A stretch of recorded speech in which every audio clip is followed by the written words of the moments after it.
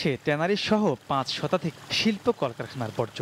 ময়লাটার দুর্গন্ধ ছড়াচ্ছে, এই দুর্গন্ধ আমরা শ্বাস নিতে পারতেছি না। গন্ধের কারণে এগুলো মনে করেন ছোট বাচ্চাদের এক পর্যায়ে ক্যান্সারের রোগও হতে পারে। জাতিসংঘের খাদ্য ও কৃষি সংস্থার জরিপে দেখা গেছে শুধুমাত্র হাজারীবাগে ট্যানারি শিল্পের মাধ্যমেই দৈনিক ৭৭ লাখ লিটার তরল বর্জ্য ও ৮৮ মেট্রিক টন কঠিন বর্জ্য উৎপাদন হয়ে মিশে যাচ্ছে নদীর পানি বা বাতাসের সাথে। বিশেষজ্ঞরা বলছেন এসব শিল্প কলকারখানার বর্জ্য পুনর্ব্যবহারের ব্যবস্থা করা একান্ত জরুরি। ১৯৯৫ আইনে কেউ বর্জ্যকে দূষিত অবস্থায় ফেলতে পারবে না, তাকে পানিটা শোধন করে তার কারখানাতে চক্রাকারে ব্যবহার করতে হবে। যে উন্নয়নটা পরিবেশকে ধ্বংস করে হচ্ছে সেটাকে আমরা কখনোই টেকসই উন্নয়ন বলবো না। পরিবেশ রক্ষায় সরকারের অঙ্গীকার যতটা না কাগুজে, যতটা না মুখে, ততটা কিন্তু আসলে বাস্তবে না।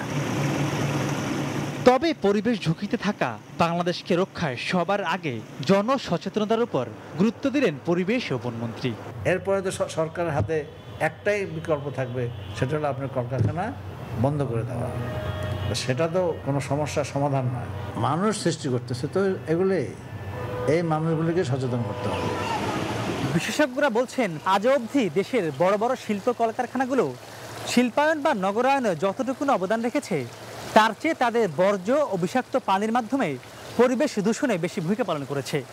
তাই শিল্পায়ন বা নগরায়ন যাই হোক না কেন, পৃথিবীকে বসবাসযোগ্য হিসেবে গড়ে তুলতে হলে পরিবেশের ভারসাম্য রক্ষাকেই সবার আগে গুরুত্ব দেওয়া উচিত বলে মনে করেন তারা। মাহমুদ রাকিব, সময় সংবাদ, নারায়ণগঞ্জ। দেখছেন সন্ধ্যার সময়।